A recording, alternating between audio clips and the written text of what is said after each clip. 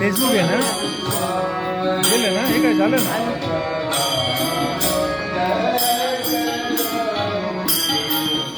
बरं ना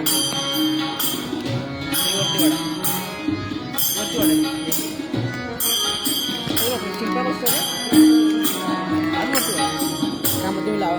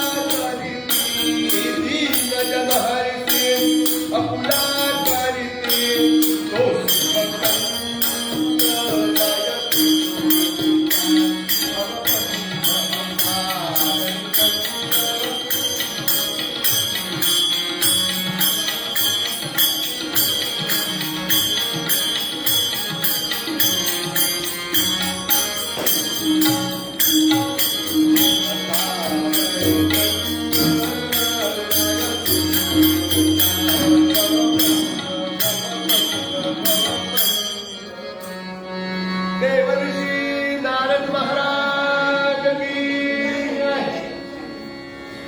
राजाधिराज रामचंद्र महाराज की जय. भगवान गोपाल कृष्ण महाराज की जय. व्यसनानि सन्ति बहूनि, व्यसनानि सन्ति बहूनि, व्यसनद्वयमेव केवलम्. व्यसनानि सन्ति बहूनि, व्यसनद्वयमेव केवलम्. व्यसनम् विद्याभ्यसनं व्यसनम् अथवा हरिपादसेवनं व्यसनम्. देवर्षी नारद महाराज की जय. नारद जयंतीचा देवर्षी नारद जयंतीचा उत्सव आजपासून सुरू झालेला आहे. 22, 23, 24 आणि 25, 26 ला समाप्ती होईल. वैशाख महिना मी करत असल्यामुळे पहिलं कीर्तन उत्सवाचं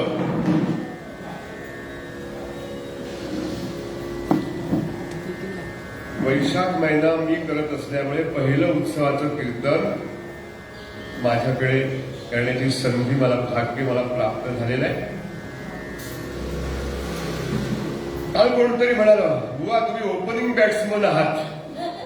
सध्या IPL सगळीकडे लहान पासून थोरांपर्यंत त्याच चर्चा आहे. आणि किती रन काढले, मग त्याने असं करायला हवं होतं, त्याने तसं केलं नसतं तर आज जिंकले, अशी चर्चा असते सगळीकडे लहानांपासून थोरांपर्यंत सगळी. तसं काल कोणतरी म्हणाल, बुवा तुम्ही ओपनिंग बॅट्समन आहात. तर मी म्हटलं ठीक आहे, इथे हे क्रिकेट आहे ना, याच्यावर डगआउट नाही, म्हणजे झिरोवर जाणार नाही नक्कीच. काहीतरी 5, 10, 15, 20, 50 दादांची कृपानंतर सेंचुरी सुद्धा मारता येऊ शकते इथे. तेव्हा ओपनिंग बॅट्समन असलं तरी डगआउट झिरोवर जाण्याची काही इथे शक्यता नाही. देवर्षी नारद महाराज की जय. तर मी आज काही नवीन, म्हणजे नेहमी उत्सव म्हणून काही श्रोते अधिक आहेत, तर त्यांच्या माहितीसाठी मी सांगतो असं की मी हल्ली कीर्तनामध्ये सुरुवातीला एक सूचना सांगतो. ती असते मोक्याची. म्युच्युअल फंडवाले देतात धोक्याची सूचना. ते लिहितात काय की तुम्ही आहे याच्यामध्ये फायदा, पण शेअर मार्केटवर अवलंबून आहे. ते गडगडलं, उद्या निवडणुकीचं काय उलटं सुलटं झालंच आणि गडगडलं तर मग त्यावेळेला तुम्हाला असलेली मुद्दल सुद्धा मिळेल की नाही हे शंका आहे. म्हणून ते खाली सूचना लिहितात. की हे शेअर मार्केट्सवर अवलंबून असेल, तुम्ही काय करायचं ते विचारपूर्वक करा. ती धोक्याची सूचना असते, पण आपली इथे मोक्याची सूचना आहे. हे जे सगळं ते आपण करतो आहोत ते कशासाठी? ती मोक्याची सूचना कायम माझ्या लक्षात राहावी, मी विसरू नये. म्हणून मी प्रत्येक सुरुवातीला विषयाला सुरुवात करण्याबद्दल तो श्लोक म्हणतो. तो माझ्या आवडीचा श्लोक आता झालेला आहे. श्लोकार्धेन प्रवक्ष्यामि यदुच्यते ग्रंथकोटिभिः. श्लोकार्धेन प्रवक्ष्यामि यदुच्यते ग्रंथकोटिभिः. ब्रह्म सत्यं जगन्मिथ्या जीवो ब्रह्मैव न परः. भगवान गोपाल कृष्ण महाराज की जय.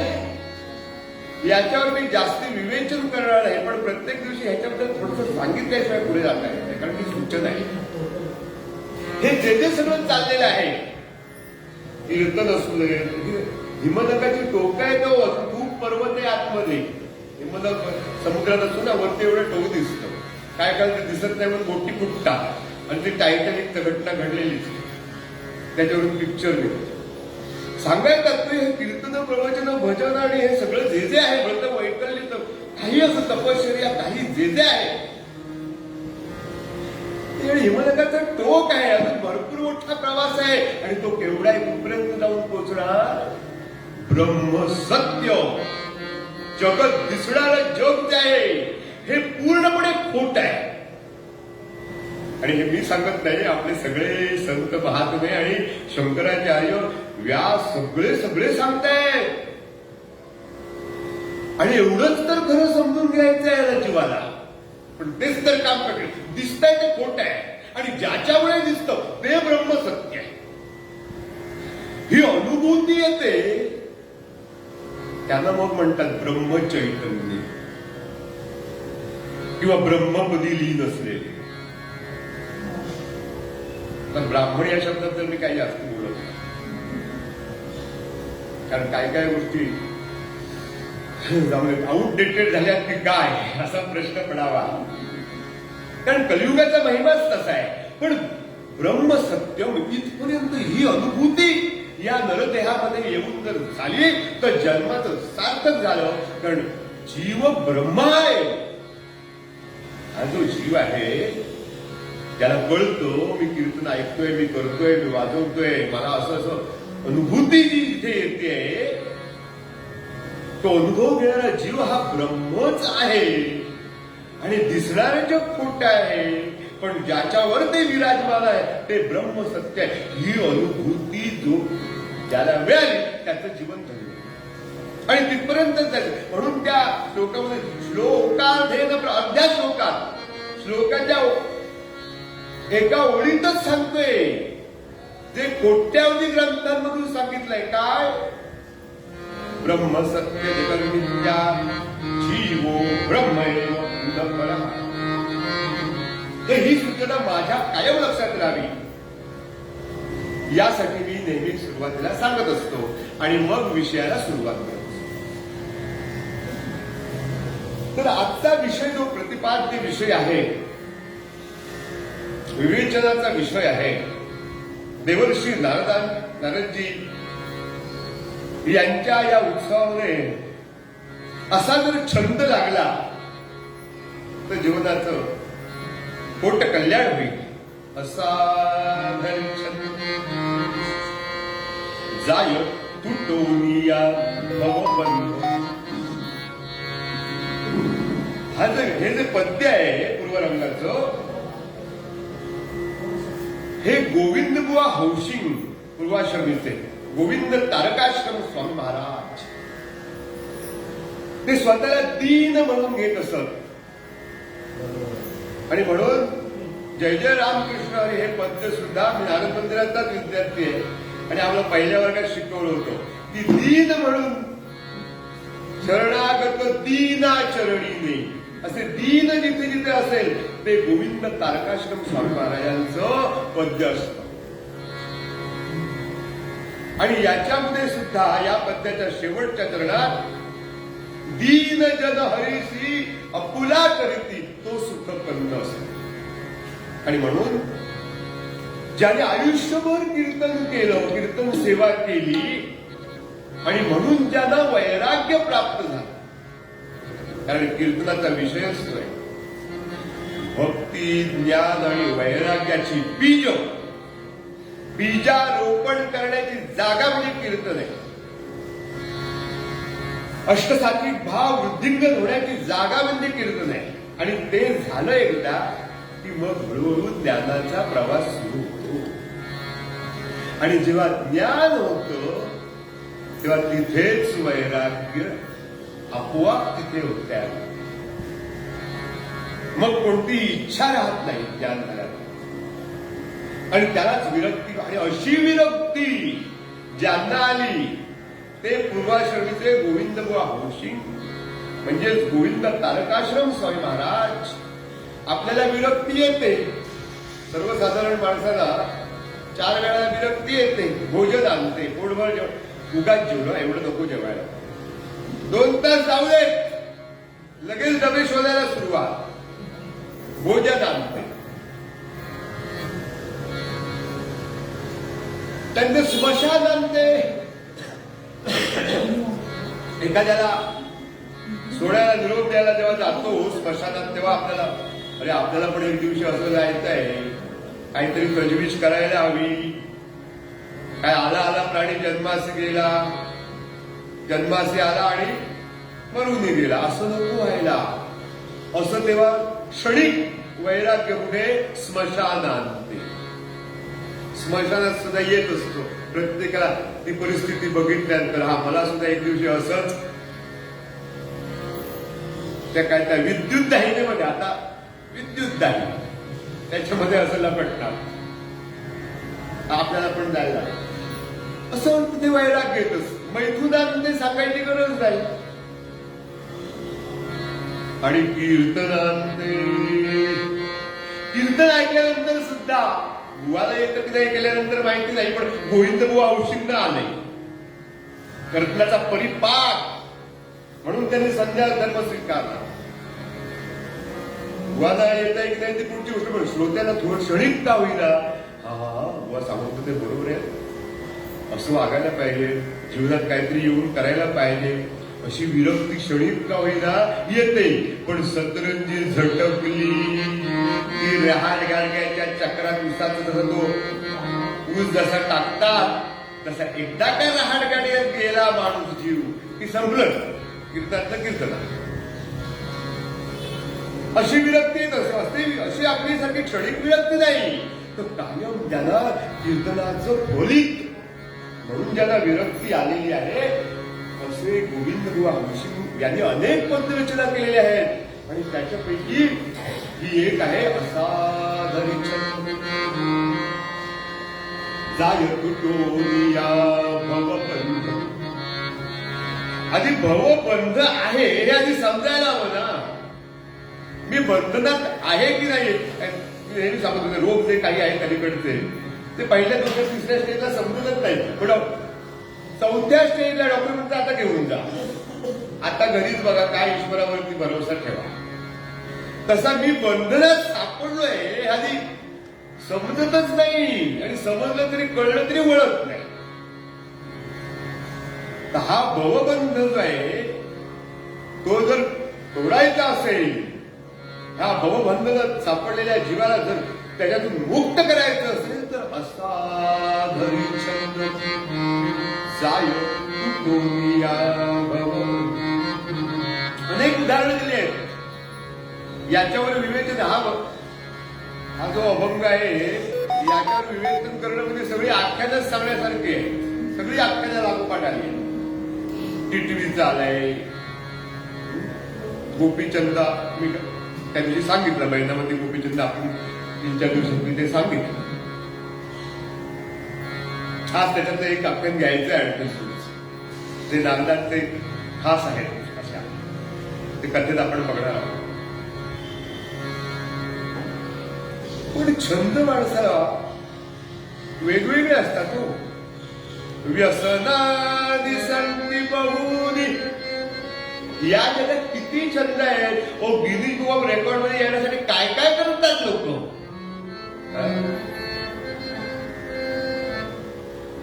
काय काय करतात. नख काय वाढवतात, मिशा काय वाढवतात, दाढ्या काय, केस काय वाढवतात. कुठून येन केन प्रकारेण प्रसिद्धो पुरुषो भवे. घटम विंध्यात पटम छिंद्या कुर्यात रासभरोहणम येन केन प्रकारेण प्रसिद्धो पुरुषो भवे. मी प्रसिद्ध व्हायला हवं, टीव्हीवर यायला हवं, प्रत्येकाला वाटत असतं. आली तर मोबाईलवरती सुद्धा, मोबाईलच जास्त टीव्हीपेक्षा. गमतीनं म्हणतो आता तिकडे म्हणजे कोकणी भाषा बालवडी त्याच्यात बाईल म्हणतात ना. बाईल नसली तरी चालेल पण मोबाईल पाहिजे, अशी सध्याची परिस्थिती. जणू काही second heart of the man असं झालेलं आहे. धडधडत आहे, हे इकडे धडधडत आहे पाय. ते नसलं तर चैन पडत नाही. काय चुकून जर तो बिघडला, पूर्वी ते गोष्टी असायच्या ना लहान मुलांच्या, राक्षसाचा जीव त्या पोपटात असायचा. तसा आता प्रत्येक माणसाचा जीव मोबाईल मध्ये अशी झाली आहे. ते साधन चांगले पण दुहेरी शस्त्र आहे. जसं वैद्याच्या हातामध्ये, डॉक्टरच्या हातामध्ये जे शस्त्र असतं धारदार, अतिशय धारदार शस्त्र लागतात त्यांना ऑपरेशन करायचं. पण ते ऑपरेशन करून एखादा तो जीव वाचवतो. पण हे शस्त्र धारदार जर मूर्ख आणखी वेड्या माणसाच्या हातात जर गेलं तर काय करणार तो. स्वतःला तरी घातपात करून गेले तर बाकीच्याला त्याच्या बरोबर त्याला खड्ड्यात टाकतील. असं हे दुहेरी धारदार शस्त्र आहे.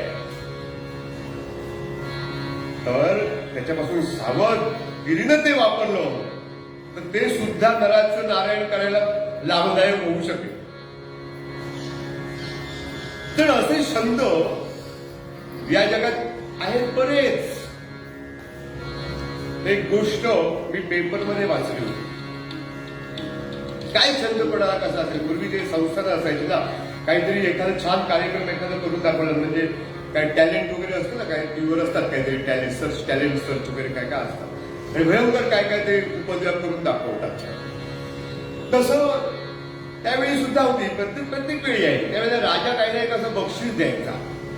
म्हणून एखादं काय केलं, आपण काहीतरी नवीन राजाला करून दाखवूया गंमत, जादूगिरी. म्हणून त्याने काय केलं, एक मोठी सुई घेतली आणि मेजावरती उलटी रोवली नेढवरती, आणि मोरीचा दाणा घेतला बारीक, म्हणजे त्याच्यातून तो नेढ्यातून आरपार जाईल असा. अशीच ती मोठी त्या आकाराची सुई घेतली, मोहरी त्याच्यातून आरपार जाईल असा. आणि इकडे ते टेबल टेनिस खेळतात कसं तसं एका बाजूला राहायचं, मधोमध ती सुई रोवायची दाबट म्हणा, आणि त्याच्या बरोबर इकडून तो मोहरीचा दाणा फेकायचा की तो नेढ्यातून आरपार बाहेर पडायला पाहिजे. कठीण आहे आपल्याला. सुई धागा होणं कठीण आणि मोहरीचा धागा इकडून तिकडे टाकायचा आहे. पण त्याने तपश्चर्याने फळ मिळतं. 12 वर्षानं एक तप म्हणतात. 12 वर्षानं कोणत्याही गोष्टी सिद्धी प्राप्त होते असं म्हणतात. त्याप्रमाणे त्याने 12 वर्ष मेहनत घेतली आणि आलं त्याला यश. बरोबर एकदा तिकडून दाणा फेकला तो मोहरीचा की बरोबर नेण्यातून तिकडे पडायचा. सिद्धी प्राप्त झाली त्याला. म्हणून आता हा प्रयोग राजासमोर करून दाखवायचा. राजा तुला फार मोठं बक्षीस देईल, किती मेहनत घेतली आपण. आणि राजासमोर खरोखरच त्या दिवशी सगळ्यांनी सांगितलं आणि जाहीर केलं आणि दरबारामध्ये हा प्रयोग करून दाखवण्याचं ठरलं. सगळी तयारी झाली. लोक असं म्हणत पहिल्याच प्रयत्नात, असे 1-2 महापड तिसऱ्याला असलं काय नाही, पहिल्याच प्रयत्नात नेण्यातून आरपार तो जायलाच पाहिजे. राईचा दाणा, राईचा धान्य आहे मोहरी. आणि सगळे बघतायत आवाक होऊन, आणि त्याने फेकला तो आणि खरोखरच पार गेला नेण्यातून. सगळीकडे टाळ्या, वा काय सिद्धी?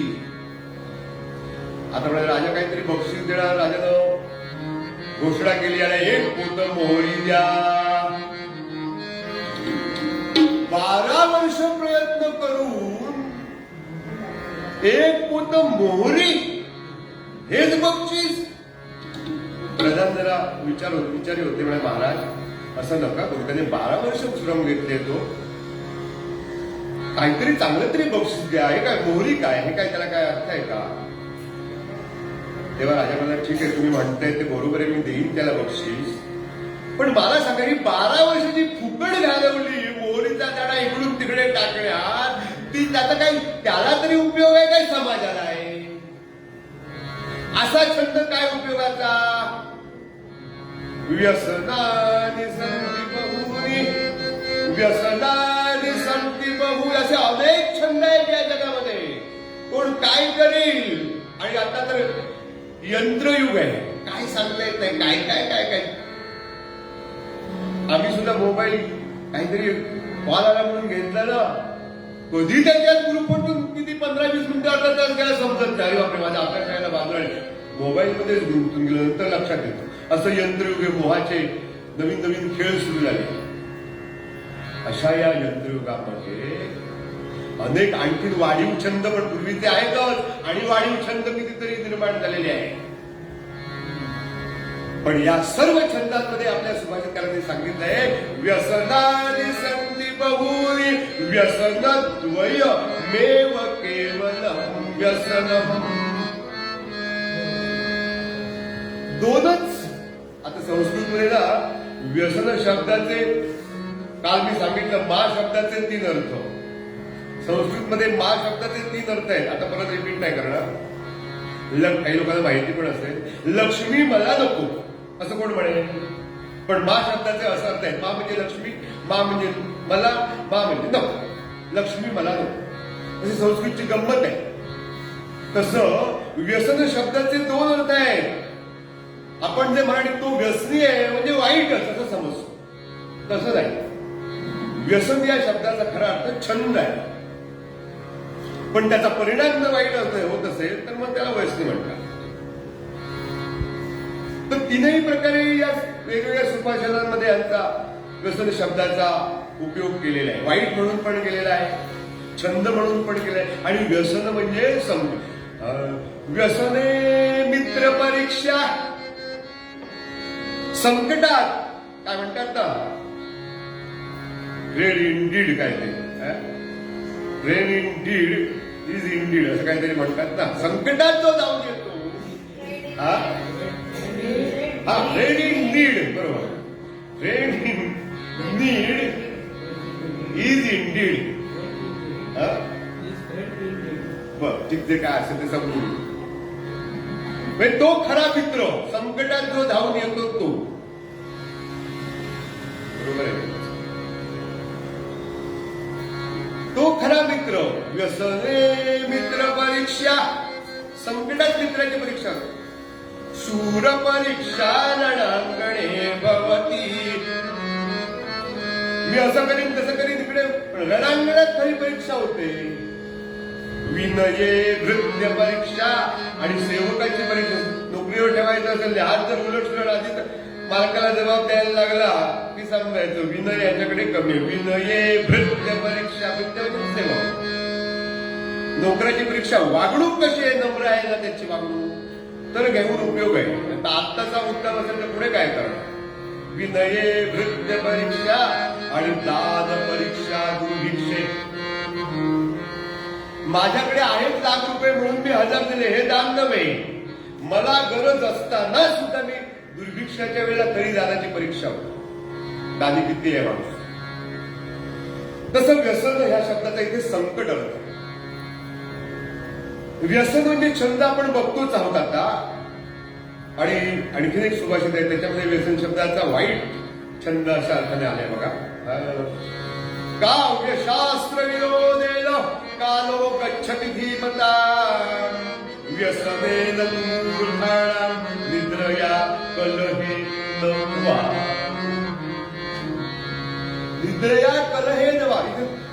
आपल्या आपण फुटपट्टी लावायची आपल्याला.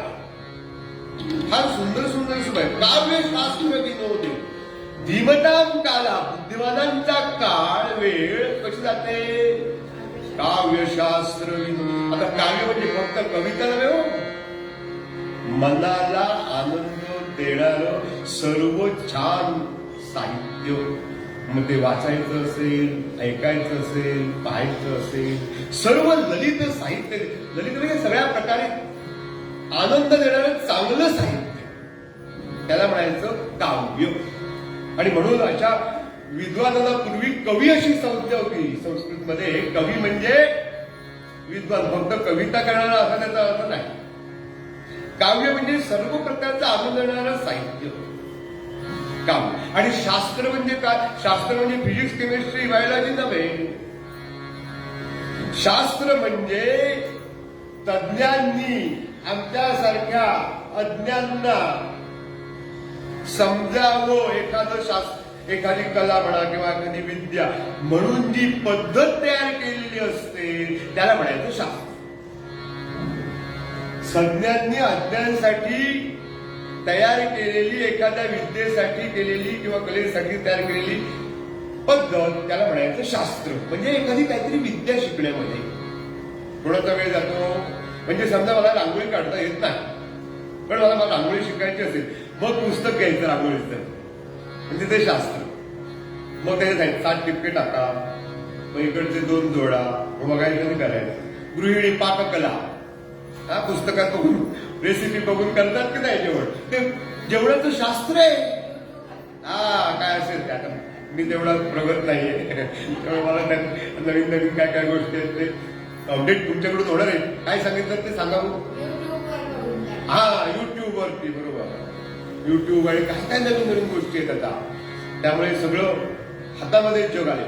सांगायचं तात्पर्य काय की काव्यशास्त्र विनोदेन कालो, विद्वानांचा, बुद्धिवान, बुद्धी ज्याला बुद्धिवादी आपण जर असू, आपल्याला समजत असू, तर आपला काळ असाच जायला पाहिजे 24 तासातला. थोडी झोपायची गोष्ट वेगळी, पण काव्य किंवा शास्त्र यांच्या विनोद म्हणजे करमणूक, यांच्या करमणुकीने मनाला आनंद देत जर आपला जर वेळ जात असेल तर आपण बुद्धिवाद्यांमध्ये आहोत. आणि व्यसने निद्रया कलहे नवा. आणि मूर्खांचा काळ कसा जातो?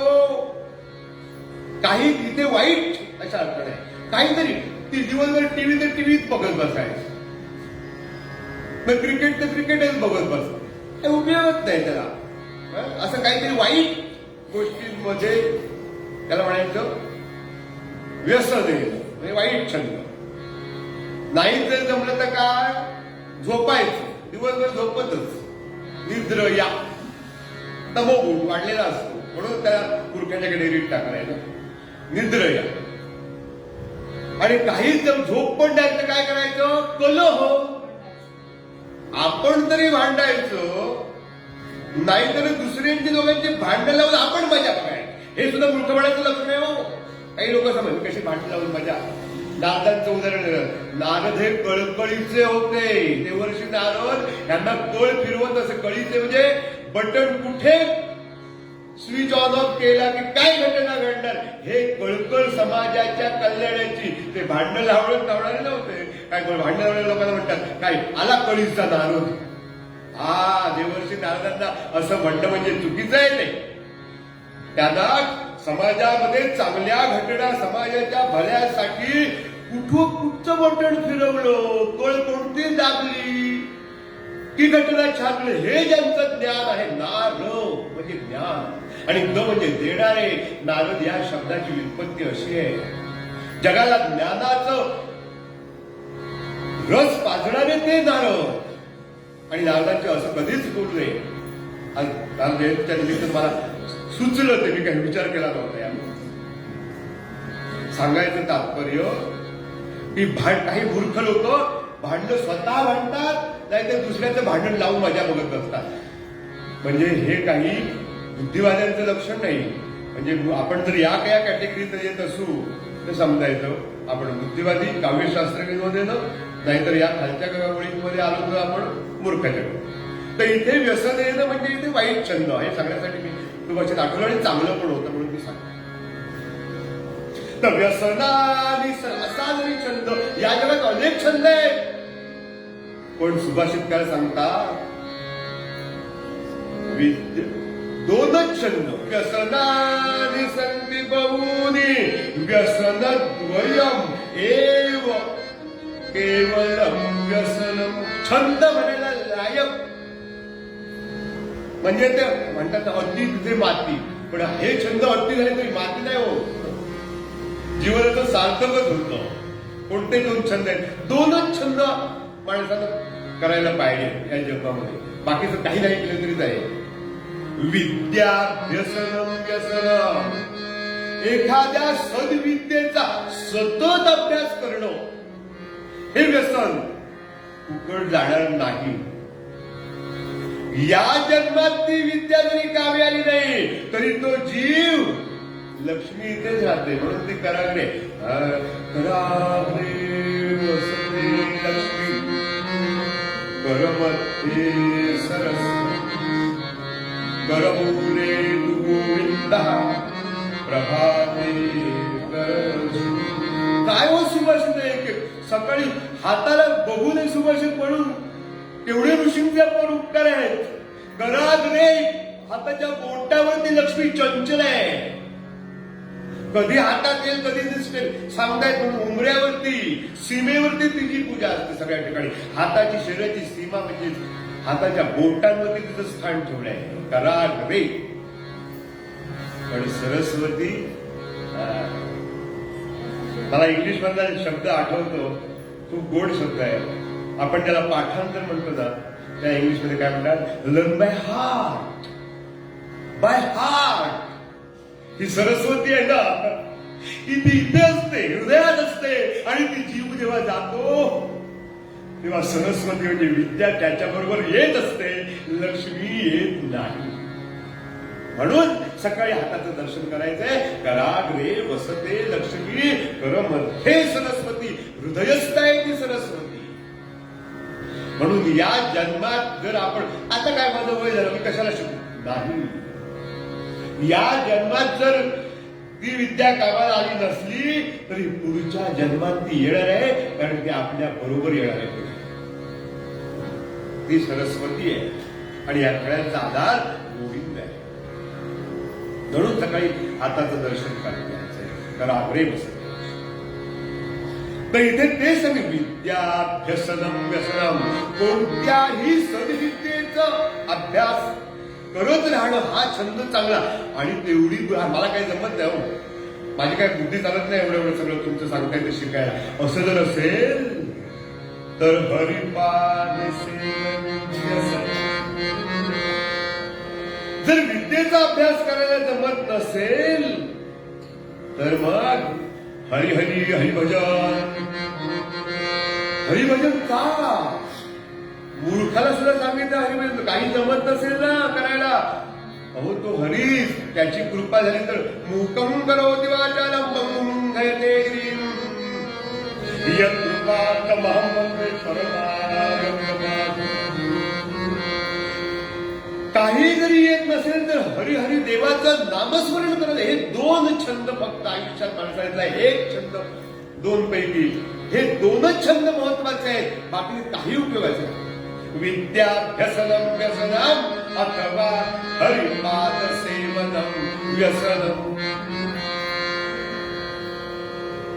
किती बोलावं तेवढं कमी आहे. आपला पूर्वरंग संपून छानस स्वतः नारदांनी केलेलं कीर्तन आपल्याला ऐकायचंय माझ्या पोबड्या भाषेत. म्हणून असा घरी छंद जाय तुटोनिया भवबंध. गोविंद तारकावंश महाराज सांगतात की छंद असा ह्या आता सांगितल्यापैकी एक छंद जर धरला, कोणतीही विद्या, कोणतीही सद्विद्या, म्हणाल इंजिनिअरिंग करून काय ईश्वर प्राप्ती, हो शेवटी मूळ तत्व तिथे.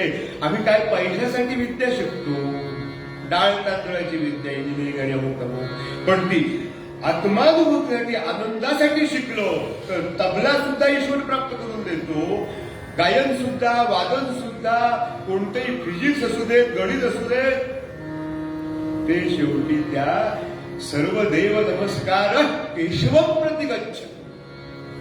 सगळ्या विद्या शेवटी ज्याच्याकडे निर्माण झाले त्याच्यातून त्याच्याकडे जातात.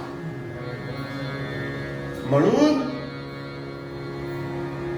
असा जरी छंद, आणि कोणकोणते छंद लागला टिटवीला, तिने समुद्रही आटविला, मैनावतीने कृतार्थ केला, गोपीचंद बघितला इंद्रच्या अनुसार.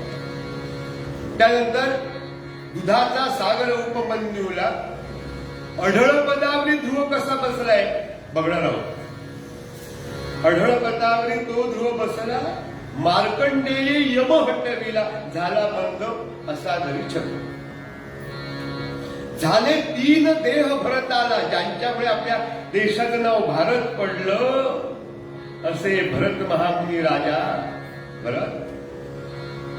जड भरत म्हणून ज्याने प्रसिद्ध आहे, त्यांना 3 जण आहेत. किती कठीण आहे. आपण म्हणतो कीर्तन मी अमुक 1000 कीर्तन, अमुक कीर्तन केली, अमुक काय कर, सोपं नाहीये. एवढं आयुष्यभर झिजवलं त्या शेवटच्या क्षणासाठी, पण नाही, हरणाच्या प्रेमात पडले. माहितीये सगळं. आणि पुढचा जन्म हरणाचा, आणि त्या जन्मास्मरण ठेवलं पूर्वजन्माच्या त्या साधनेमुळे, आता नाही चुकणार. आणि हरणाच्या जन्मातून पुढे नंतर त्याने जन्म झाला माणसाचा परत, आणि चुकू नये आता म्हणून त्याने मौन बाळगलं. लोकांनी त्याला वेडा ठरवलं, जड भरत असं नाव पडलं त्यांचं, आणि त्यांच्यावरून आपल्या देशाचं नाव सुद्धा भारत झाले. 3 देह भरताला, रावण रामरूप तो झाला, गोपी चढल्या गोलोकाला, यशोदानंद जाय तुटोनिया भव. आळीस भ्रमराचा अध्यास. आपल्याला माहितीये कुंभारवाशी, आता नाही पण गावाकडे बघितलेलं आहे लहानपणी आम्ही सुद्धा. कुंभारवाशी घर बांधायला लागली की आजी म्हणायची आता दूध दुधत होईल. दूध वगैरे तेव्हा असायच्या घरात गाई म्हशी वगैरे, त्यामुळे दूध दुभत येईल असं म्हणतात. ते कुंभारवाशी घर बांधायला लागली मडक्यासारख्याच. कुंभार म्हणजे खरोखरच ते छान मडकी बांधते भिंतीवर, आणि त्याच्यात एक आई आणून ठेवते, आणि त्या आईला सतत येता जाता काही ना काही टोचत. आळीस भ्रमराचा अध्यास. काय सूक्ष्म निरीक्षण आहे. आळीस म्हणजे त्या किड्याला ती माशी जी आहे भ्रमर, ती सारखी टोचत असते, आणि त्यामुळे कधी टोचायला कधी असं त्याला सारखा ध्यास लागतो त्या आईला. आणि एक दिवशी स्वतःच ती भ्रमर होऊन जाते. आळीस भ्रमराचा अध्यास होता, भ्रमरपणा येतीस, ऐसा सांडून जीवपणास. मी जीव नाही, जीव ब्रह्म आहे, मी तो ब्रह्माचा अंश आहे, असा सतत जर ध्यास लागला तर तो लवकरच त्या आळीच जसा भ्रमराचा रूप प्राप्त झालं, तसं जीवात्म्याला सुद्धा ब्रह्मस्वरूप प्राप्त होईल. तैसा सांडून जीवपणास भोगी आनंद जाय तुटोनिया भगवत. अशा या छंदे किती एकतरती, नराचे नारायण ते होती, दीन जन हरिसी अपुला करीती, तो सुख कंद जाय तुटोनिया. देवर्षी नारद जयंतीच्या या पहिल्या कीर्तनामध्ये असा छंद, माझ्या सकट चांगला छंद, या 2 पैकी विद्याभ्यसनम किंवा हरिपाद सेवनाचा सतत छंद. म्हणजे ते केल्याशिवाय राहत. छंद कशाला म्हणायचं, व्यसन कशाला म्हणायचं. जे केल्याशिवाय राहवतच नाही क्षणभर सुद्धा, त्यालाच असं व्यसन हरिपाद सेवनाचं म्हणजे नामस्मरणाचं किंवा कोणत्या तरी सद्विद्येचं आपल्याला लागावं, अशी देवर्षी नाथांकडे प्रार्थना करून हा पूर्वरंग इथे संपतो. असा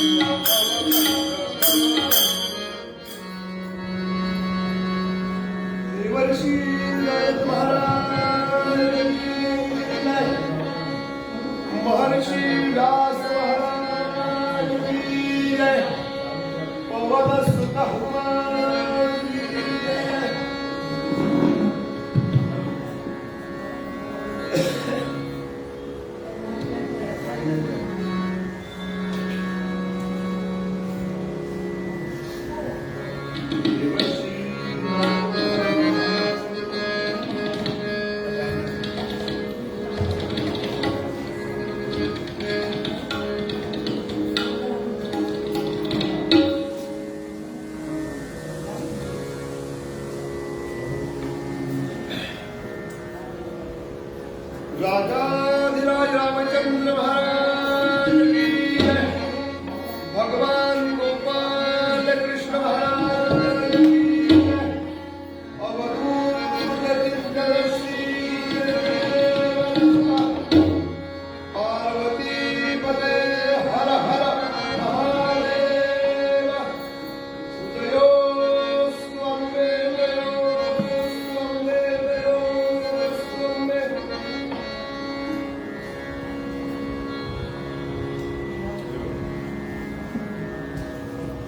देवर्षी नारद महाराज की जय.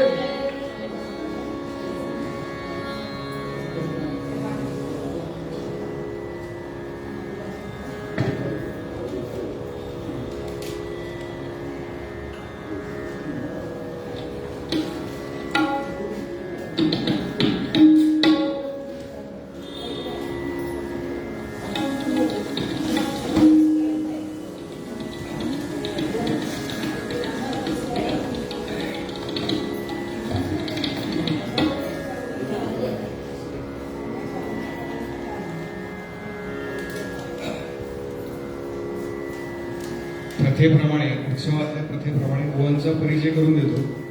खरं तर हा संपूर्ण महिना आपण बुवांची कीर्तनं ऐकतोय, पण नारद जयंतीच्या उत्सवातलं हे पहिलं पुष्प. आपल्याकडे असा प्रघात आहे की ज्या बुवांचा कीर्तनाचा महिना असेल त्यांचं पहिलं पुष्प या उत्सवाच्या निमित्ताने असतं. बुवांचा परिचय वाचतो. हरिभक्तीपरायण रंगनाथ जगन्नाथ साने, मूळ गाव आचरा, तालुका मालवण, जिल्हा सिंधुदुर्ग. श्रीदेव रामेश्वर संस्थान, कसबा आचरे या संस्थेचे परंपरागत कीर्तनकार आहेत. त्यांचं शिक्षण MA संस्कृत आणि मराठी असं झालेलं आहे. BPEd म्हणजे ज्याला आपण व्यावहारिक भाषेमध्ये PT टीचर असं म्हणतो, ते पूर्ण केलेलं आहे बुवांनी. नोकरीनिमित्ताने पेण, रायगड इथे वास्तव्य. पेण एज्युकेशन सोसायटीच्या सौ म ना नेने कन्या विद्यालय प्रायव्हेट हायस्कूल या शाळेमध्ये 8वी, 9वी आणि 10वी या वर्गांना गेली 8 वर्ष संस्कृत शिकवतात. 18 वर्ष. इथे एक राहिला त्याच्यामध्ये. तो बहुतेक एक बुवांनी मुद्दाम लिहिलं नसेल, कारण 8 वर्षाचं मूल किती खोडकर असतं हे आपल्याला माहिती आहे. कीर्तनाचं प्रारंभीचं शिक्षण हरिभक्तीपरायण मनोहर बुवा जोग गोव्याचे त्यांच्याकडे झालेलं आहे. त्यांच्या घरी 2 वर्ष राहून, म्हणजे ज्याला गुरुपरंपरा म्हणतात, पूर्वीच्या काळामध्ये गुरुकुल ही जी पद्धती होती अशा पद्धतीमध्ये बुवांनी त्यांच्याकडे घरी राहून कीर्तनाचं शिक्षण घेतलेलं आहे. त्याच्यानंतर 1999 ते 2004 या कालावधीमध्ये आपण ज्या मंदिरामध्ये दररोज जमतो ते देवर्षी नारदांचं मंदिर, म्हणजे हरिकीर्तनोत्तेजक सभा याच ठिकाणी बुवांनी मगाशी उल्लेख केला. या ठिकाणी प्रशिक्षण वर्गाची सगळी वासंतिक वर्गाची 5ही वर्ष त्यांनी पूर्ण केली आहेत. त्याच काळामध्ये हरिभक्तीपरायण रामचंद्र बुवा भिडे आणि हरिभक्तीपरायण उद्धव बुवा जावडेकर आणि त्याचबरोबर लीलाताई गोळे यांचं सुद्धा त्यांना मार्गदर्शन लाभलेलं आहे. याच काळामध्ये श्री हरिभक्तीपरायण वामनभाऊ कोल्हटकर यांच्याशी परिचय झाला आणि त्यांच्याकडे आजही कोल्हटकर बुवांकडे बुवांचं शिक्षण चालू आहे आणि यापुढेही चालू राहील असं त्यांनी परिचयामध्ये दिलं. ही बुवांची काय म्हणतात, म्हणजे एखादा माणूस किती नम्र असतो त्या नम्रतेचं उदाहरण आहे. गेल्या वर्षीपासून काही गोष्टी हल्ली मोठ्या आवाजातच सांगाव्या लागतात ना, बऱ्याच वेळेला कळत नाही बघा. म्हणजे 150 वर्षापूर्वी सुद्धा मोठा आवाज काढला होता, त्याच्यामुळे मग हळूहळू पुढे काही वर्ष गेली आणि मग 60-70 वर्षापूर्वी स्वातंत्र्य मिळालं. त्यामुळे कीर्तनकाराचा आवाज मोठाच पाहिजे. गेल्या वर्षीपासून त्यांचे आजोबा कीर्तनाची सेवा करत होते. त्या इंदळे, मुंगणे, किंजवडे आणि चिंतर आणि साळशी या गावामध्ये असे जे उत्सव चालतात 5-5 दिवसाचे, तर ते उत्सव बुवांनी पुन्हा चालू केले आणि जीवनाच्या अखेरपर्यंत ते उत्सव असेच सक्रिय राहावे याकरता बुवा कार्यरत राहणार आहेत. मी सगळ्यांना पुन्हा एकदा बुवांचं स्वागत करण्यासाठी विनंती करतो आणि देवर्षी नारायणांचा प्रसाद बुवांना द्यावा अशी विनंती. देवर्षी नारायण स्वामी महाराज की जय.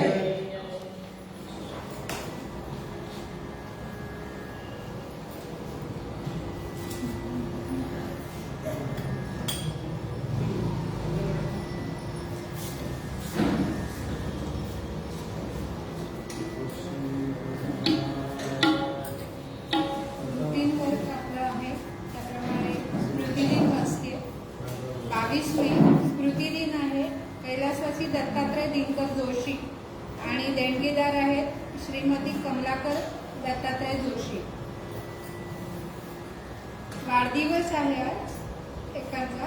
कैलासवासी मालती माधव पटवर्धन आणि त्यांचे देणगीदार आहेत विलास माधव पटवर्धन. स्मृतिदिन आहे. कैलासवासी रामचंद्र त्र्यंबक चासकर जोशी आणि देणगीदार आहेत प्रभाकर रामचंद्र चासकर. दुसरा स्मृतिदिन आहे. कैलासवासी सुधा चिंतामण कापरे आणि देणगीदार आहेत अनिल चिंतामण कापरे. आणि आजच्या तिथीनुसार स्मृतिदिन देणगीदार आहे. कालच्या नरसिंह जयंती निमित्त त्यांनी देणगी दिलेली आहे विमल रामचंद्र आसले.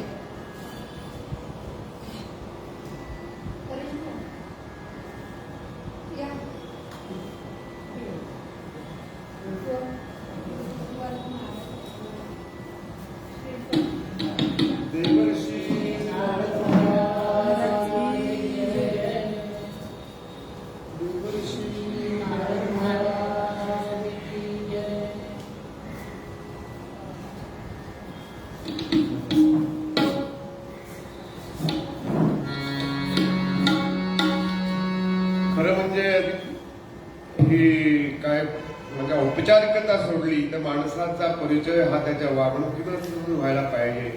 ही एक फक्त औपचारिकता होती. कारण आम्ही कितीतरी आपल्या डिग्री आणि अमुक तमुक कागदावर वाचून त्यामुळे खरं काय आहे हे वागणुकीतून दिसायला पाहिजे. ज्ञान हे कसं पाहिजे, अप्लाइड पाहिजे, उपयोगात आलं पाहिजे, तर त्याला खरं महत्व असतं. नुसतं आपलं कागदावर एवढ्या डिग्र्या तेवढ्या डिग्र्या. पण आता उपचार म्हणून ते सांगणं भाग आहे. बघूया, थोडा वेळ भजन करूया.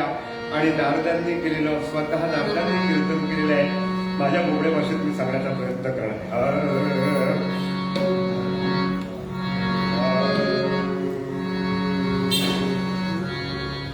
घटिका गेली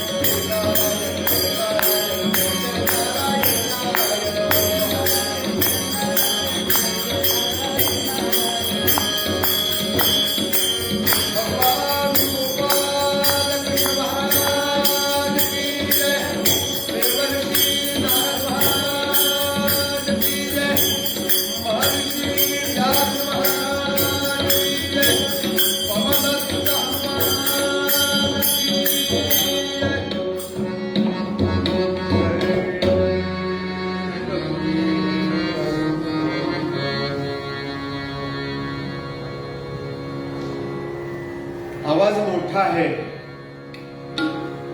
मला बऱ्याच लोकांनी सांगितलं, माझ्या बहीण पण सांगते, दादा तुला कीर्तनात खूप मोठ्याने बोलतोस रे, एवढं नको बोलत जाऊ मोठ्या, वाटतं भांडतोयस की काय कोणाशी. पण मी तुकाराम महाराजांचं सांगतोय, माझ्या पदरचं नाही हो, संतांनी असंच सांगितलंय. आता ते माझ्याकडून आपोआप मुद्दाम करत नाही गोष्ट.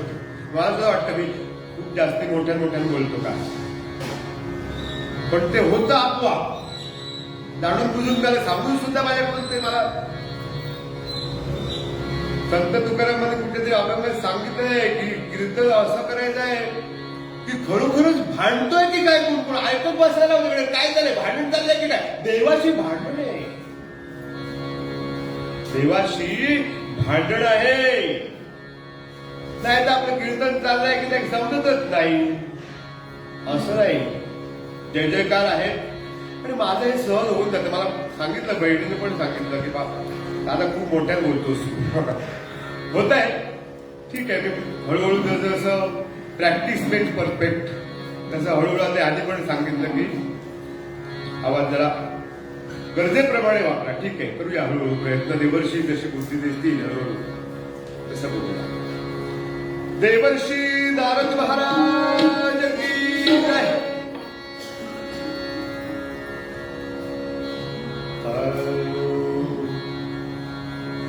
स्वयंभुव मंचा पुत्र से जो, स्वयंभुव मंचा पुत्र से जो,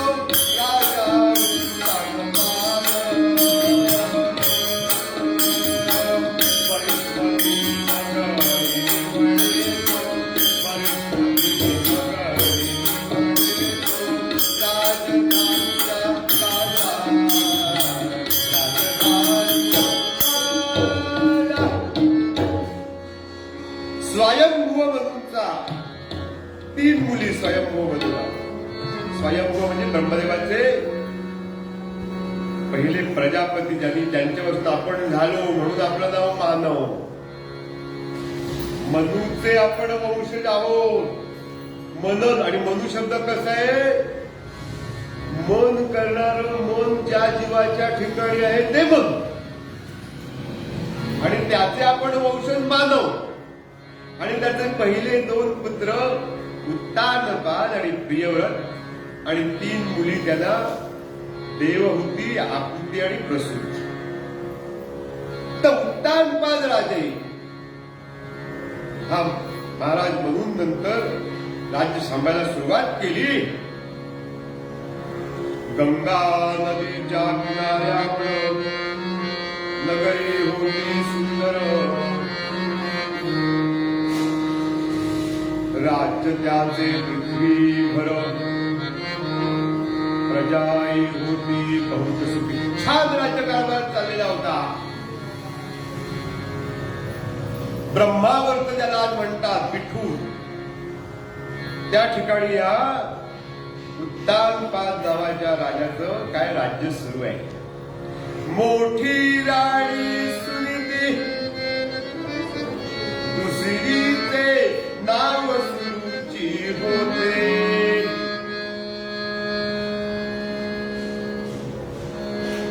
राजा तिच्या अधीन,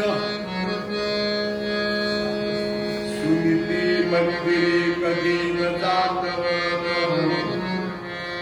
2 राण्या, मोठी राणी सुनीती, नावाप्रमाणे ती नीतीनं वागणारी होती. पण नीती कोणाला हवी, ती नावडती झाली. सुरुची, मनाला वाटेल तसं वागणारी सुरुची, ती राजाची आवडती झाली.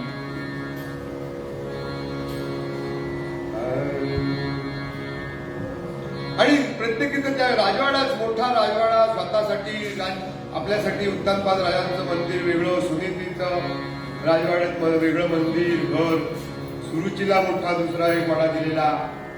असं छान असं सगळं चाललेलं होतं. पण राजाचं एक सगळं चांगलं होतं, पण एक हा सुरुचीला जास्ती महत्व द्यायचं. सुनीती चांगली असून सुद्धा तिला महत्व कमी, तिच्याकडे जात नसे जास्त. सुरुची बरोबरच जास्ती वेळ.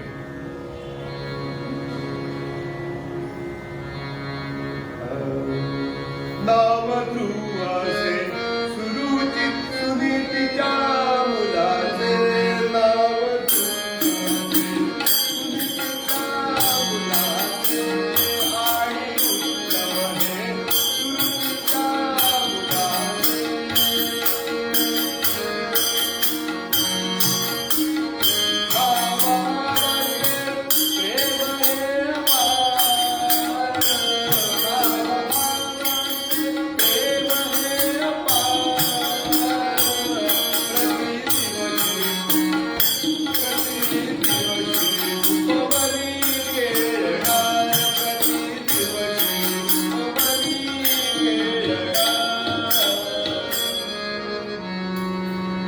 जरी हे सुनीतीचा मुलगा ध्रुव आणि सुरुचीचा मुलगा उत्तम सावत्र भाऊ जरी असले, त्या सुनीती आणि सुरुचींचं भांडण होतं सौतींचं. पण या भावाभावांचं मात्र एकमेकांवर फार मोठं प्रेम, अतिशय प्रेम, एकमेकांशिवाय त्यांना राहत नसे. आणि रोज ते खेळायचे तिथे क्रीडांगणावर, राजवाड्यात काय कमी. आणि ध्रुव आणि उत्तम रोज खेळायचे, एकमेकांचं अपार प्रेम त्यांचं. आणि एके दिवशी खेळता खेळता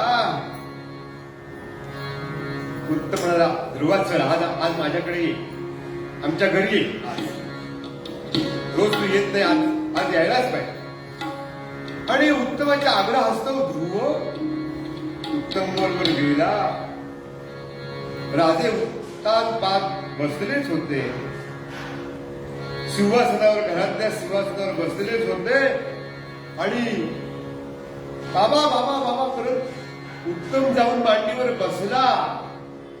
आणि उत्तानपाल राजाच्या मनात थोडस शंका होती ध्रुवाला घेऊ, पण ध्रुव पण बसला. राजाला भीती होती सुरुचीची. काय बोलेल सांगता येणार नाही. आणि तसंच घडलं शेवटी. आली ती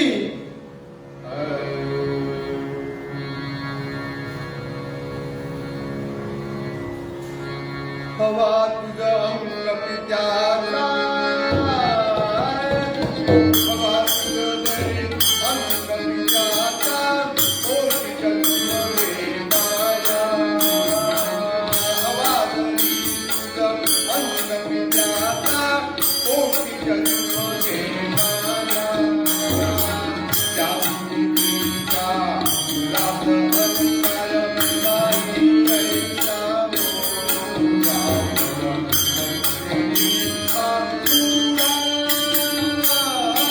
अरे मूर्खा, उठ तिथून, चल चालताव, तुला अधिकार नाहीये. या वडिलांच्या मांडीवर बसण्याचा अधिकार तुला नाही. तुला जर या बाबा म्हणून जर तुला बसायचं नसेल या उत्तानपाल राजांच्या मांडीवरती, तर तुला माझ्या पोटी जन्म घ्यायला लागेल. सुनीतीच्या मुलाला हा अधिकार मिळू शकत नाही. आणि तुला जर इच्छा नसेल ना, तर जा नारायणाचं तपश्चर्या कर, नारायणाची, आणि तपश्चर्या करून जन्म माझ्या पोटी मागून घे. असं खडसावलं त्या एवढ्याच्या 5 वर्षाच्या ध्रुवाला. सुरुचीनं काय मोठ्या माणसाचे अपमान होतात, लहान मुलांचा अपमान असतं का? पण ध्रुवाला असं उठवल्यानंतर किती वाईट वाटलं असेल, कल्पना करा. बिचारा डोळे पुसत पुसत रडत रडत घरी आला. मुसमुसत घरी तो आला.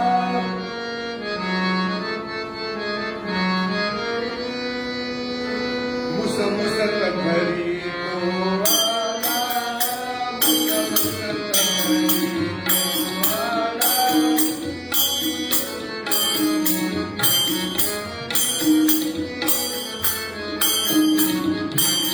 आई म्हणे रे बाळा,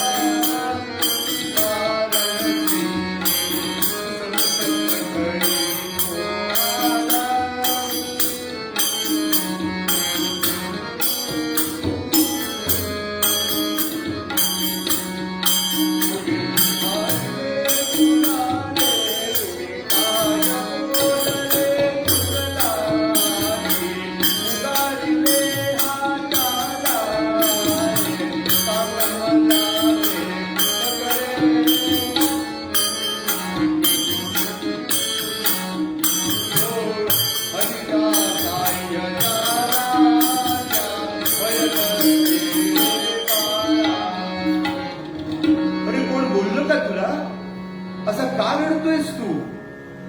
तर कोणी मारलं का तुला? अरे ज्याला देव सहाय्य असतं, नारायणाची ज्याच्यावर आशीर्वाद असतो, त्याला कोणी काही करत शकत नाही. तू घाबरू नकोस. असं सुनीती आपल्या मुलाची समजूत घालते. आणि ध्रुवानं सांगितलं असं असं घडलं माझ्या सुरूची आईनं असं मला बोलली ती. तुला जर बाबांच्या मांडीवर बसायचं असेल तर नारायणाची तपस्या करून माझ्या पोटी जन्म घ्यायला लागेल. अरे होय का? मी किती वर्ष हे अनुभवते, तुला आज अनुभव आला. पण द्वेष तिच्याबद्दलचा राग जर सोडलाच ना तर ती खोटं नाही बोलली, खरंच बोलली. जर तुला जर काही प्राप्त करून घ्यायचं असेल, हो म्हणा मला अशी जागा प्राप्त करून घ्यायची आहे की अढळ पदावरी कोणीही मला तिथून उठवणार नाही, अशी जागा मी प्राप्त करून मला घ्यायची. ही जी ध्रुवाची गोष्ट आपल्याला सगळ्यांना माहिती आहे. श्रीमद भागवतामध्ये प्रचेते म्हणून ध्रुवांचे पुढे वंशज आहेत. प्रचेते 10 आहेत. ते पाण्याच्या समुद्राच्या पाण्याखाली राहून उग्र तपश्चर्या केली होती त्यांनी. आणि त्यांच्या सभेत एकदा देवर्षी नारद गेले होते. तेव्हा त्यांनी प्रश्न विचारला की आम्ही आमच्या पूर्वज ध्रुवांबद्दल ऐकून आहोत, पण तुम्ही अधिक छान सांगाल, तुम्ही आम्हाला जरा पूर्वजांची आमच्या माहिती सांगा. असं प्रचेत्यांनी सांगितल्यामुळे देवर्षी नारदांनी ही ध्रुवाचं आख्यान त्यांच्या सभेमध्ये कीर्तन म्हणून गायलं. आणि माझ्या बोबड्या भाषेत मी आज नारद जयंती निमित्त त्या देवर्षींचं हे कीर्तन सादर करण्याचा प्रयत्न करतो. तर असा तो ध्रुव आईला म्हणते मला असं स्थान पाहिजे की जिथून कोणी मला उठ. सुरुचीनं एक सांगितलंय, बाकी सगळं तुला राग आला असेल, पण नारायणाची तपस्या असं जे म्हणाली आहे ना ते खरं आहे. तुला असं स्थान पाहिजे ना, तो एकच देऊ शकतो नारायण, बाकी कोणी देऊ शकत नाही. होय का? मी आत्ताच निघतो तपश्चर्येला. अरे नको, आता निघाला तर का? निघाला काय बनायची स्थिती आहे? असलेल्या अंगावर असलेल्या वस्त्रादिशी निघाला ध्रुव वनामध्ये. गंगा नदीच्या किनाऱ्यावर यांचं राज्य आहे आणि जवळ असलेल्या वनामध्ये हा निघाला. आणि परमेश्वराची अडवतोय, हाका मारतोय. ये रे माधवा दीनवत्सला, ये रे माधवा दीनवत्सला, नाही रे अजूनी पाहिले मी तुला. ये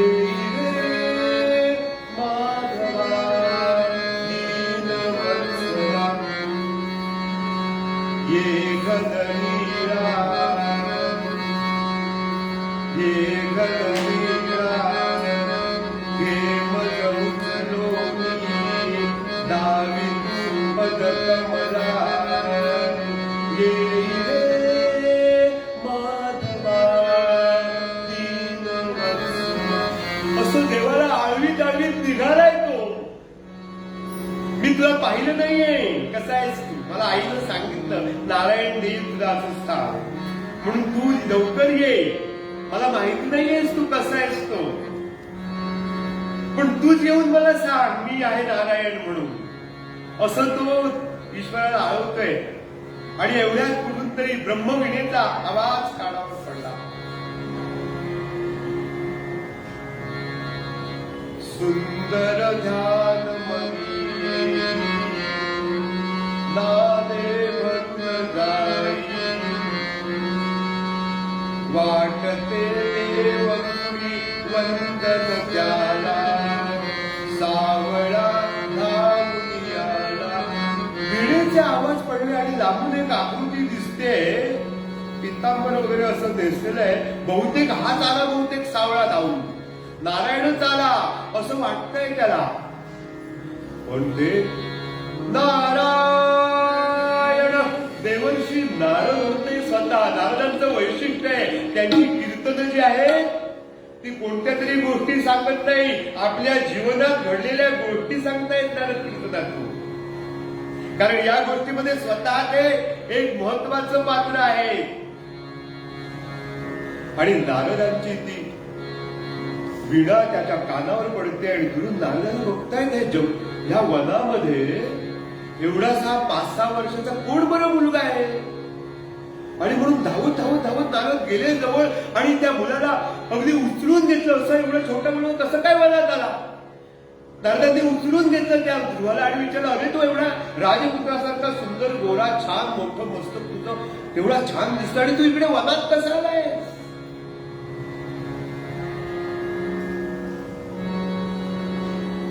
ध्रुव सांगतात, देवर्षी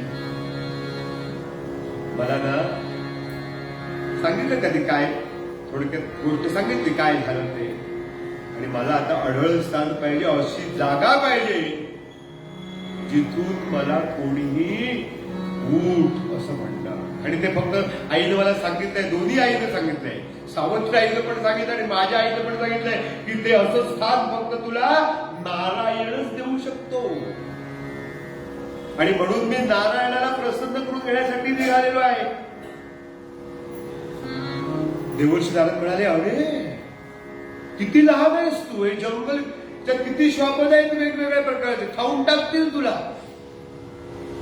तू आता घरी जा, चांगला मोठा हो आणि मग इतर लोक जसं 50 नंतर नारायणाला बघतात तसं त्याची मग तपश्चर्या करायला ये. आता एवढ्या लहान वयात तुला कसं जमेल हे सगळं. देवर्षी मला आणि हे बघ ती सावत्राईनं बोलली असेल पण एवढं रागवायचं, माफ कर, क्षमा कर तिला. नाही वेळेला मी क्षत्रिय आहे, क्षमा म्हणून ब्राह्मणांचा असतो, मी नाही, मला सडोळपण पाहिजेच, मी क्षमा करणार नाही. आणि मी आज तपश्चर्याला बसणारच जाताना आणि नारायणाला प्रसन्न करून घेतल्याशिवाय जाणारच नाही, तुम्ही कितीही मला सांगा.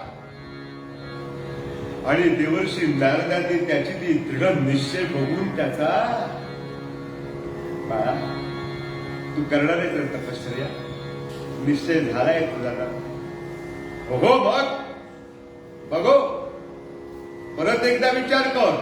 नाही नाही काही होऊ दे, मी नारायणाला प्रसन्न करून घेणारच, काय झालं.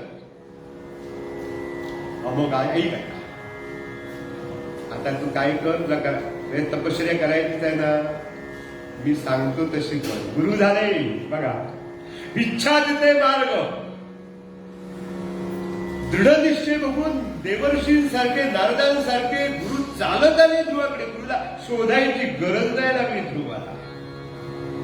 शिष्याची तयारी झालेली असली की गुरु आपोआप त्याच्याकडे चालत येत असतात. आणि त्याप्रमाणे देवर्षी स्वतः आले आणि ध्रुवाला सांगतायत, ध्रुवा तुझा निश्चय खरोखरच वाखाणण्यासारखा, एवढ्या लहान वयात एवढा निश्चय तू आहे करतोय, खरोखरच मी तुला मदत करतो. तपश्चर्या करायची आहे ना, जा. यमुना नदीच्या ठिकाणी मधुवन आहे आजही, तिथे वृंदावन, मथुरा आणि मधुवन तिथे असं. मी आता मला 2 वर्षापूर्वी जायची संधी मिळाली, मी गेलो होतो आणि तिथे रासलीला झालेली आहे त्या मधुवनामध्ये. आणि तिथे असे तुळशीची अशी रोपं आहेत की तिथले लोक सांगतात रात्री इथे कोण थांबता कामा नये, कारण रासलीला रोज रात्री तिथे येऊन कृष्ण करतात अशी श्रद्धा आहे.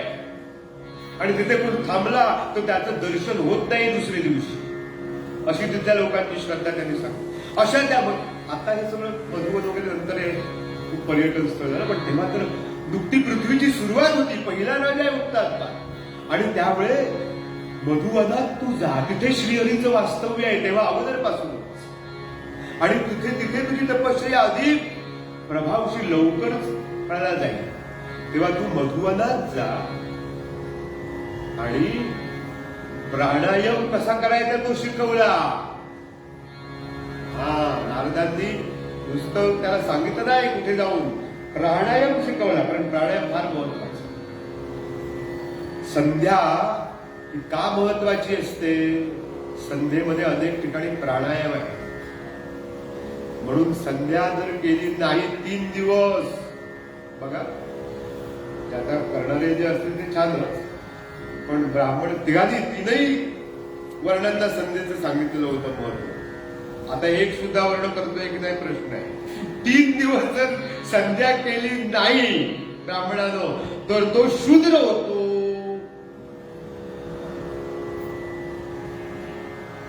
आणि परत त्याला सगळं करून एखाद्या वेळेस तो परत येईल, पण तो शूद्र होतो. शूद्र म्हणजे एकदमच खाली. अशी त्याची अवधी 3 दिवस. 3 दिवस फक्त. आम्ही किती वर्षानुवर्ष करत नसतात काही. आणि ब्राह्मणांचं फक्त टीका नाही करत. पण आता ब्राह्मणस्य मुखमासी, मुखच आहे ते. सांगायचं तात्पर्य ध्रुवाला प्राणायाम शिकवला नारदांनी. पूरक कसा घ्यायचा, कुंभक कसा करायचा, रेचक कसं त्याला शास्त्र आहे. कसं नाही प्राणायाम करून आपला एक बाजून घेतला अथवा दुसऱ्या बाजून सोडला, थोडा वेळ त्याला गणित आहे. एकदा म्हणत घ्यायचा आहे मंत्र, एकदा म्हणत घ्यायचा आहे. 4 वेळा म्हणत, 4 वेळा जवळ यायचं, 1-2 वेळा म्हणत ठेवायचा आहे कुंभकात आणि 2 वेळा म्हणत सोडायचा आहे. असा पूरक, कुंभक आणि रेचकाचा तो प्राणायाम नारदांनी ध्रुवाला शिकवला आणि सांगितलं जा म्हणा, मधुवनात जा आणि तिथे तपश्चर्या कर यमुनेच्या काठावरती. आणि मंत्र पण सांगितला. ओम नमो भगवते वासुदेवाय, नमो भगवते वासुदेवाय. या मंत्राचा जप करत जा, तुझं काम होईल. आणि 5 वर्षाचे ध्रुव मधुवनात आले. आणि काय तपश्चर्या, आपल्या ध्रुवाची गोष्ट माहिती असते, पण काय तपश्चर्या केली आहे ध्रुवानं, केवढी कठीण. पहिला महिना फक्त 3 दिवसांनी, प्रत्येक 3 दिवसानंतर बोर आणि कपित्त म्हणजे कवठ नावाचं फळ तिथे जास्त असते, म्हणून बोर आणि कवठ अशी 2 फळं खाऊन 3 दिवसांनी खायची फक्त. अशी 3 दिवसांनी 2 ही फळं खाऊन महिनाभर त्यांनी तपश्चर्या केली. पहिला महिना आता 3-3 दिवसांनी ही फळं खायची. पहिला महिना असा केली तपश्चर्या. दुसरा महिना,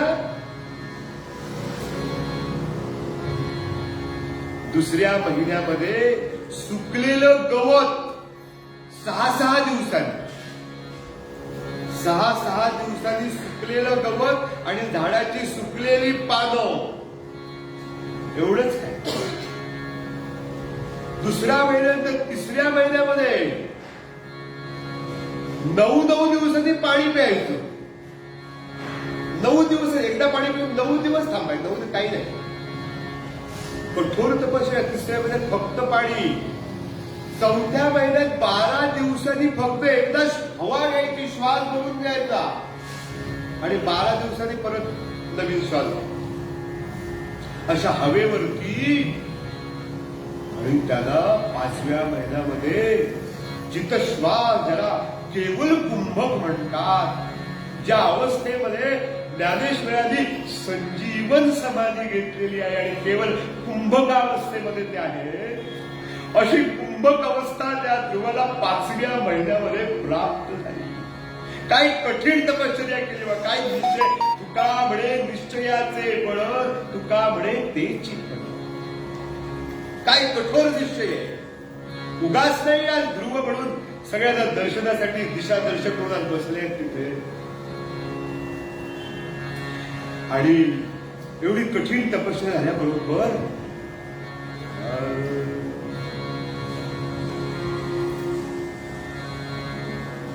कुंभक झाला. त्या वायू तत्वाला कोंडून धरलं. एकदा श्वास घेतल्यावर 6व्या महिन्यामध्ये श्वास सोडेच ना ध्रुव.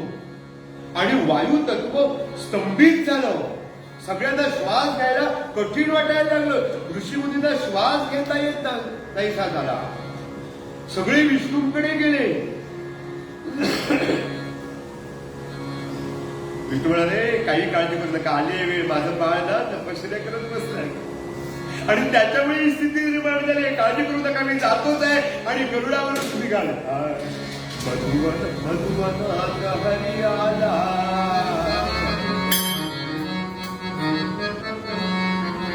मधुवनात हरी आला, मधुवनात हरी आला, बाळाचा प्रती केला, मधुवनात हरी आला, मधुवनात हरी आला. बाळगंग जपामध्ये होता, बाळगंग जपामध्ये होता,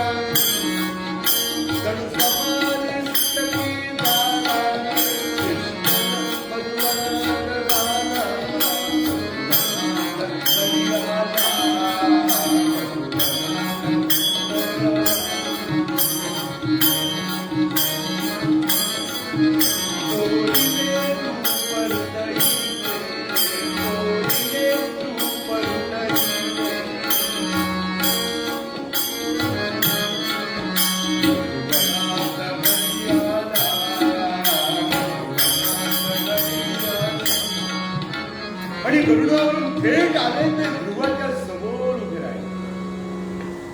आणि मगाशी सांगताना एक गोष्ट माझी राहून गेली की नारदाने मंत्र प्राणायाम सगळं शिकवलं, तसं त्या परमेश्वराचं रूप सुद्धा सांगितलं होतं. ध्यान कसं करायचं ते पण नारदाने सांगितलं होतं.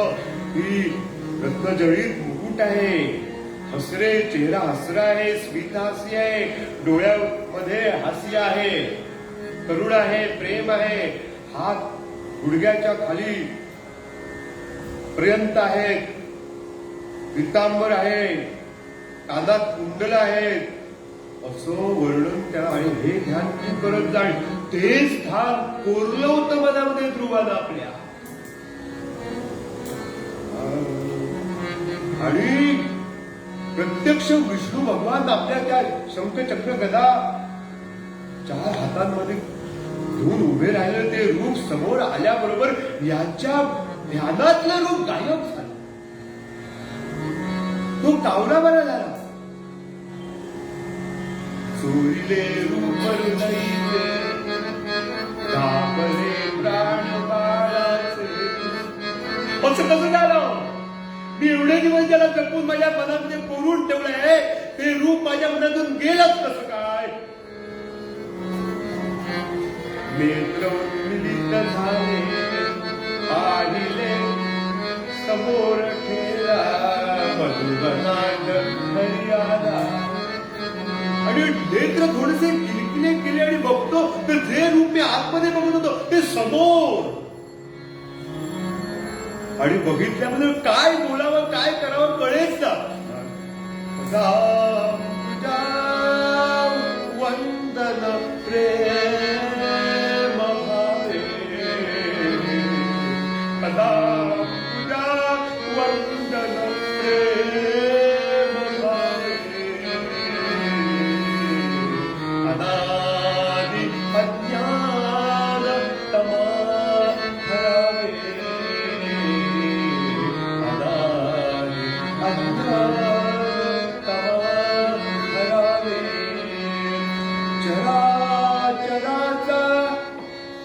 चराचराचा आदि तू अनंत, चराचराचा आदि तू अनंत, येवो निरावो मम अंतरात, सदैव राहो मम अंतरात.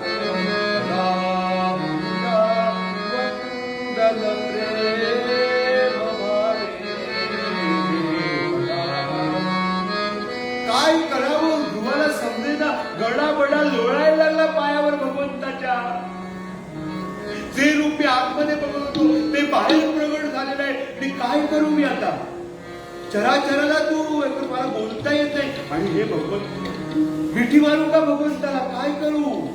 चुंबन घेऊ का? मिठी मारू की काय करू? समजेच ना तुम्हाला. अशी स्थिती झाली ध्रुवाची. आणि भगवंताच्या लक्षात आलं की ध्रुवाला बोलायचंय, पण बोलू शकत नाहीये.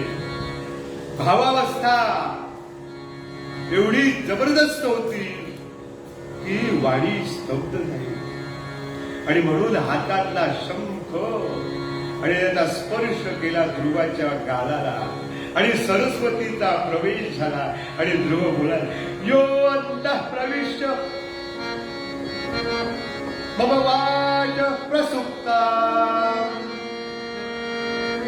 संजीवयन्त किल शक्तिधरा स्वधा अन्य हस्त चरण श्रवणत्वक त्वचादीन प्राणान नमस्ते भगवते तुभ्यं भगवान गोपाल कृष्ण महाराज.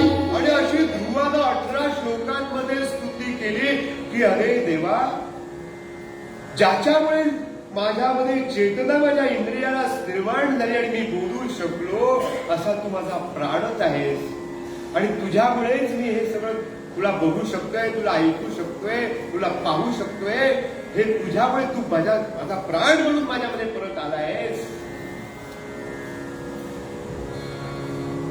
आणि असं हे म्हणाले, हो बाळा, किती 18 श्लोक स्तुती केली ध्रुवानं. सुंदर स्तुती, ध्रुव स्तुती म्हणून प्रसिद्ध आहे भागवतात. आणि भगवंत म्हणाले, बाळा, तू ज्यासाठी तपश्चर्या केलीस ना, ते स्थान मी अगोदरच ध्रुवलोक तयार करून ठेवलंय तुझ्यासाठी. ज्याच्या सभोवती संपूर्ण विश्व नव्हे, संपूर्ण आकाशगंगा. आपला सूर्य ना आकाशगंगेतला एक बारीक टिपका सुद्धा नाहीये.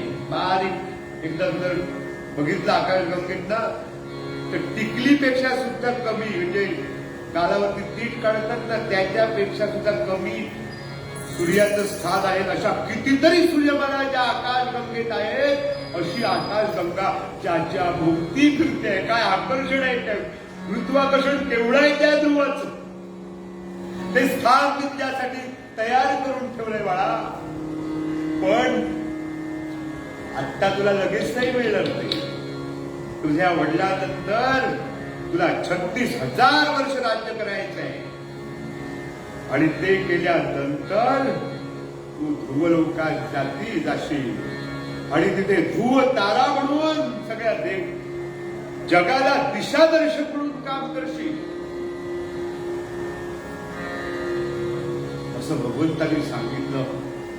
पुढचं भविष्य पण सांगितलं, उत्तमाचं काय होईल सगळं सांगितलं भगवंताने. सांगितलं, जा आता तू. पण ध्रुव पाहतोय भगवंताकडे आणि एवढ्या भगवान अंतर्धान.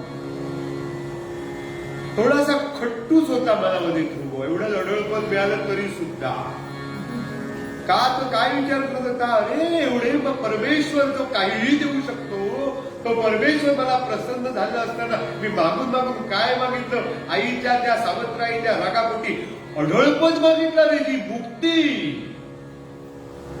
जी मुक्तीसाठी सगळ्यांचे प्रयत्न चालू असतात, ती मुक्ती मी मागायला विसरलो कसा? जाऊ दे, काय हरकत नाही. आता झालेल्या गोष्टीला थोडासा मृत्यू होऊनच तो गेला. त्याचं स्वागत झालं. पुढे राजा नारदांनी अगोदरच जाऊन राजांना सांगितलं, उत्तरपालांना सांगितलेलं होतं सगळं. आणि त्याप्रमाणे ध्रुव भगवंतांनी सांगितल्याप्रमाणे 36,000 वर्ष राज्य करून ध्रुव मृत्यूच्या पाठीवर पाय देऊन, काय ताकद आहे ध्रुवाची. मृत्यूला वाकून त्याची पायरी करून ध्रुव लोकामध्ये अढळ पदावरी बसला. अढळ पदावरी बसला. आजही त्याचा तो आस आहे. म्हणजे एखाद्या घाण्याभोवती मधला खांब असतो आणि बाजूला बैल फिरत असतो, तशी आकाशगंगा त्या ध्रुवाला आस मानून त्याच्या भोवती तो आहे, त्याचं आकर्षण आहे, म्हणून हे सगळं चालू आहे. एवढी ध्रुवाची तपश्चर्या जबरदस्त आणि अढळपद ध्रुवलोक त्याला प्राप्त झालेला आहे. आणि या ध्रुवाचं दर्शन विवाहामध्ये आहे. विवाहामध्ये ध्रुव दर्शन काय आहे? जसा ध्रुव अढळ आहे ना, त्या नवीन नवरा पती पत्नींना गुरुजी नेऊन उत्तर दिशेला दाखवतात. दिवसा जरी ध्रुव दिसत नसला तरी सांगतात इकडे ध्रुव आहे आणि अढळ स्थानी त्याने अढळ स्थान मिळवलेलं आहे. तसा आमचा संसार सुद्धा अढळ होऊ नये अशी प्रार्थना ध्रुवाकडे करायची आहे ध्रुवदर्शनाच्या वेळी. असं केवढं स्थान त्या ध्रुवानं आपलं निर्माण केलं. आज काय सांगावं, बोलू नये. घटस्फोट डिवॉर्स हा आपल्या संस्कृतीमध्ये शब्द नाही. हा इंग्रजांनी आपल्याला लिहिलेली देणगी आहे. ती चांगली की वाईट मला माहिती नाही. आज बघा तुम्ही कसलं ध्रुवदर्शन ते कसलं काय. आज घटस्फोट आणि डिवॉर्स म्हणजे जणू काही खेळच झालेले पण या ध्रुवानं जसं आपल्याला छंद लावून, ईश्वराचा छंद 5व्या वर्षी लावून 6 महिन्यामध्ये शेकडो जन्मांनी जी गोष्ट साध्य होऊ शकत नाही ती केवळ आणि केवळ 6 महिन्यामध्ये प्राप्त करून घेतली. अशा ध्रुवांचं छंद त्यातली थोडीसरी एक थोडासा बिंदू जरी आपल्याला त्या छंदातला प्राप्त झाला तरी आपल्या जीवनाचं कल्याण होईल असं सांगताना असा छंद ध्रुवाला लागला तसा आपल्याला पण लागावा असं सांगताना गोविंद तारक सांगतात आपल्या पूर्वपद्धतीने